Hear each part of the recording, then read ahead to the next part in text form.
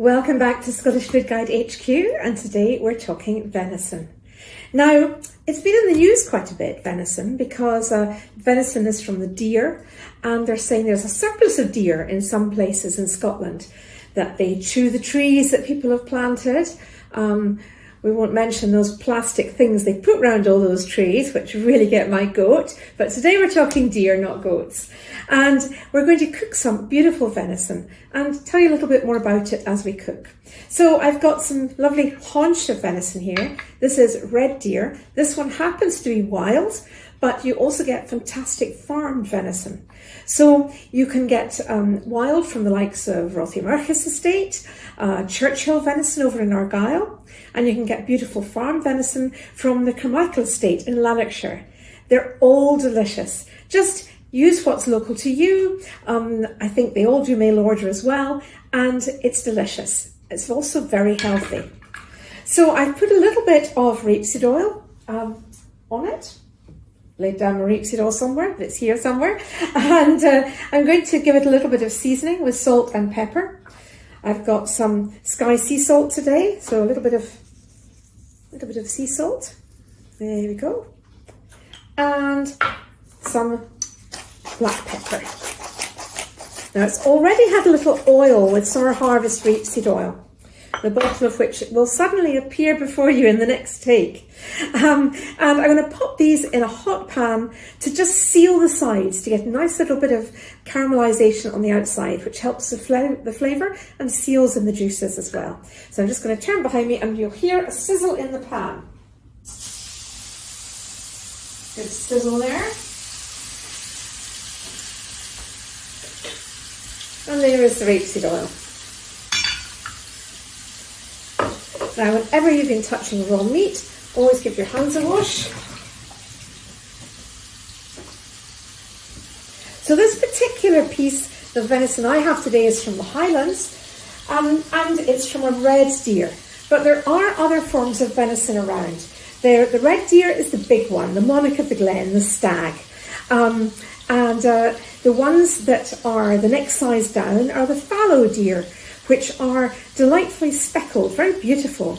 They camouflage beautifully in the surroundings as well, and they tend to be grazers. So the red deer can be quite rural, quite up mountainsides and finding lovely morsels and grazing on lichen and enjoying the fruits of the mountainside, whereas the fallow deer prefers a pasture.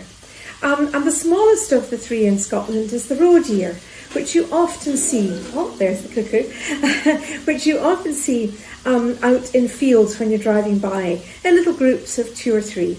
And so all 3 of those are delicious. They have slightly different textures, slightly different flavours, partly because of the size of the animal and partly because of their feed.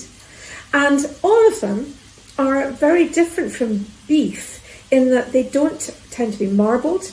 They're much leaner, and that can be good and bad. It's a lovely lean meat, it's very delicious, but without that fat there to carry the flavours, it can dry out. So you have to be careful that you don't dry it out when you're cooking.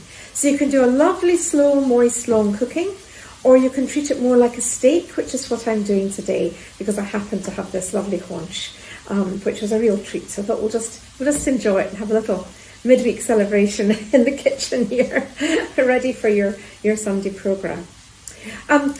We were driving through Sweden, because you'll have heard before, my husband's Swedish, and we were driving through Sweden and we were looking out over the fields and we saw a little group of roe deer. And then we saw one that was a similar size but standing a little bit apart. And we were down in Skåne, which is fairly built up. So although there's farmland, there's quite a high population. So we didn't really think anything about it. It seemed to have a slightly bushy tail, but we didn't really think. And then on the evening news, it was a wolf stalking the roe deer. So we felt a little bit stupid that we didn't notice it was a wolf. Now this is just going to continue sealing nicely on one side, and then we'll turn it over onto the other side. But that does bring me in nicely to wolves, because that's something else in Scotland that we say, shall we bring back the wolf? And if you've had any personal experience, as we have in Sweden, you will know that the wolves will not kill the deer, which seems to be the plan, that we get rid of some of the red deer by having wolves and help biodiversity. Indeed, what happens is they'll go for anything that's handy. So it can be your pet cat, or definitely the local sheep. Why run after a deer that's very fast with sharp horns if you can get something handy and woolly nearby that doesn't run so fast? So they choose their menu, not us. And they can be quite a danger in a neighbourhood. In fact, when they get hungry, if it's a cold winter, they have been known in Sweden to hang out around primary schools. So be careful what you wish for if wolves is something that you're thinking about. I think it's far better to have a cull of the deer and get some lovely minced venison on all the school menus. And if you want to give it away or put it at a great bargain price to get rid of a glut at some point and just distribute it in the schools, it makes delicious mince, delicious casseroles. And why on earth should we give it to a top predator to eat when we could be eating it ourselves? That just, to me, seems daft. And it's so delicious. So what are we serving it with today? Well, we're going to do a lovely crust on top with our own breadcrumbs, chives from the garden, and wild pesto. And then we're going to serve it with some lovely elderberry glaze and some roasties and parsnips.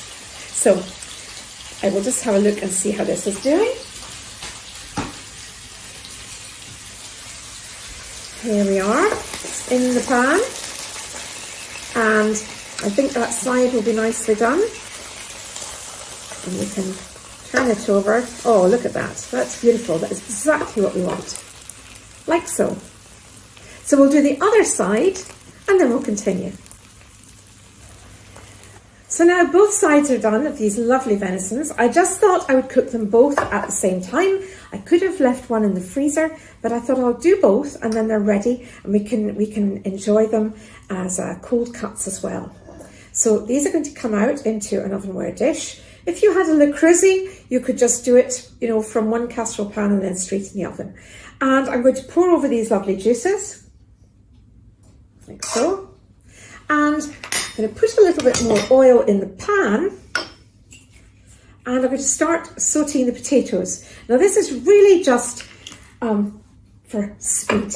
So you can have lovely roast potatoes or mash with this, but I had thought what I would do is I would chop up some Maris Piper, drizzle of oil, a little bit of seasoning, and pop them in the pan, and they can roast away from raw. And in the other side of the dish here, you'll notice it's a slightly different cut, and these are parsnips, garden parsnips, and they'll go in just a little bit later because they cook a little bit faster. So I'm going to pop all the potatoes in this hot pan. Good to add them to a really hot pan so that they will not stick, they'll cook nicely. And we'll keep them on the move a little bit and just keep the heat up. Like so. A little bit oily here. There we go. So, what am I going to do now? Well, I've got this lovely breadcrumbs. I do like our breadcrumbs because can you see all the different layers? It looks like some kind of soil structure from Jurassic ages, but it's depending on the different bread. So whenever we've got some spare bread, what we do is we break it up. If it's the heel, or if we know we're not going to eat it because it's the last slice, we break it up a little bit, leave it in a bowl, and after a few days, it's absolutely hard. And then all we do is you can use a fruit processor if you have one, or this is a great way of getting rid of all your tension, and it works incredibly quickly.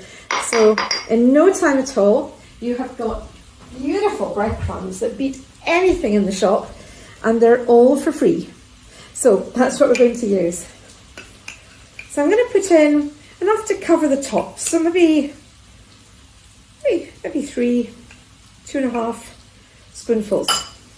And I've got some lovely chives from the garden, snipped and washed. And in this little pot here, I left it like this so you could see. This is the season for wild garlic, ramsons. So when you go and pick some, do check out check in either our book or another book so that you pick the right thing and you don't pick the wrong leaf. But you can bring them home, rinse them and dice them up and put them in a little processor if you have one, with some cheese and some oil and some nuts. Now traditionally pesto would have been basil, pine nuts, garlic and olive oil, but there's no rule on this. So this particular one I've done this time is the wild garlic, the rapeseed oil and some of Jane's St Andrew's Farmhouse cheese and hazelnuts. So that's what I've got today. So we're going to pop this in as well. And by putting them like this, I can freeze them ready to go. So they're all set. And that is going to go into a pan here that has got a little bit of melted butter in it. So I'm just going to add it into the melted butter so that the ingredients combine. The pesto will melt and it will give us a lovely crumb, and that will just happen pretty quickly on the heat. The cheese will melt, the mixture will make a lovely paste that we can put on the venison. And these, you see, are lovely and loose in the pan, sizzling away.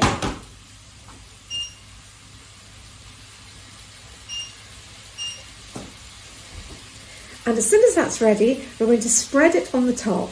Now the oven is at a high heat, it's about 220, and it'll be open roasted for about 15 minutes. Now when you have cuts of meat like this, if you like it quite rare, then that is fine, you can do that. If you like it a little bit more well done, then that is absolutely fine too. So the amount of pinkness inside is up to you. And remember that with the venison, you don't want it dry as a bone because there isn't that fat to keep it moist. So do remember that. Now when you have minced meat, whether it's beef, lamb, pork, venison, I would never ever suggest having it pink because the air has got into the system, so has machinery, so has handling, and the centre is not hygienically safe in that sense for eating, say, a pink burger. So always make sure barbecued food, grilled food with mince is thoroughly cooked through. But in the case of steaks, whether it be venison or pork, not pork, my apologies, not pork, I wouldn't do it with pork, but with venison, beef and lamb, when you have cuts like this, nobody has handled the middle, nobody's been in the middle. The first cut is when you cut through it, and that's very important. So in that case, you can have it pink. But I would never ever have pink pork or pink chicken. I think any poultry is better, I think, cooked through. But you will decide, and other chefs have different views on that. But I'm a wee bit particular on that one. So, I can hear my potatoes enjoying a good sizzle here. They'll get a lovely colour on them. And over here, we've nearly got this melted. I'll just turn it up a little bit.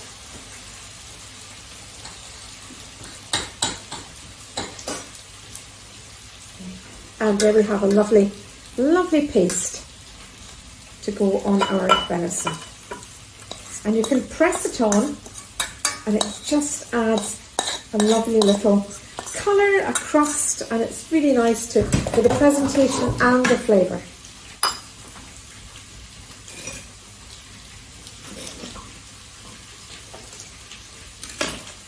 So spoon it on.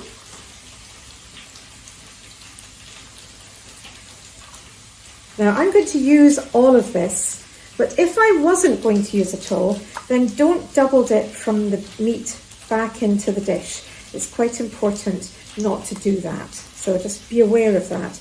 If you're digging around in jars or bowls where you're touching meat, it's important not to cross-contaminate. But I'm going to put a lovely, generous crust on the top of both of these. And if somebody in your home is allergic to nuts, then skip the nuts. You don't have to have nuts in pesto if you don't want to have them. There's no rule on that either.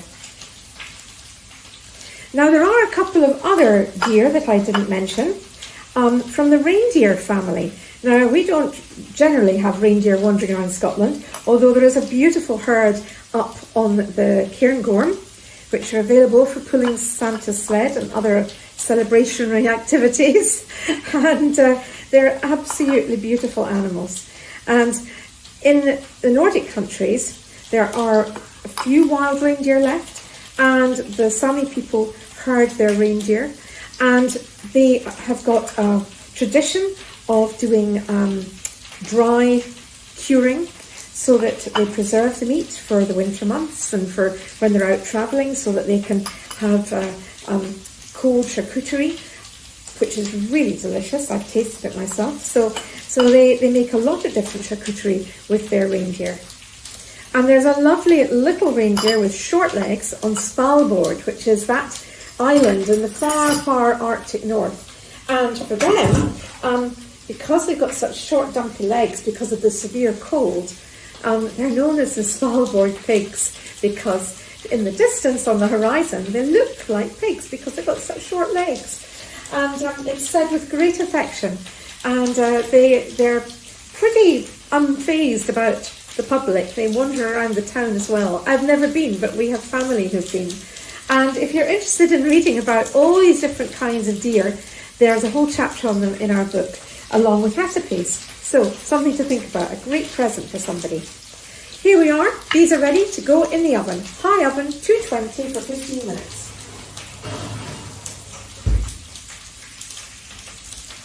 And as you can see, our potatoes are roasting nicely, and they're not sticking at all in the pan. They're coming on a treat, we'll keep them going. After about half the time, when I'm maybe 10 minutes out from serving, I'll add the parsnips because they don't take quite so long to cook. So our venison has had 15 minutes on a very high heat, about 220, and it's very hot.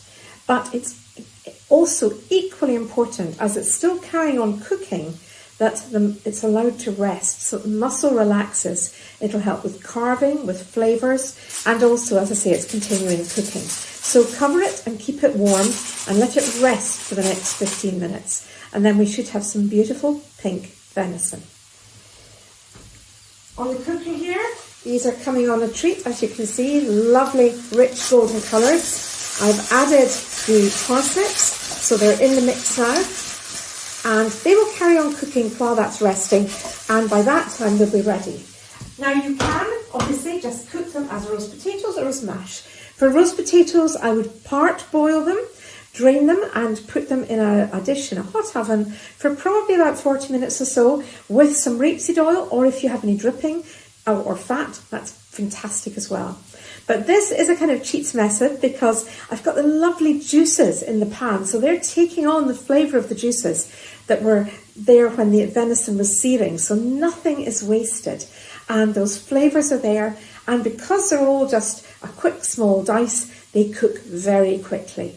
So they're really delicious, and both the venison and the potatoes can reheat for another day, so it's very easy.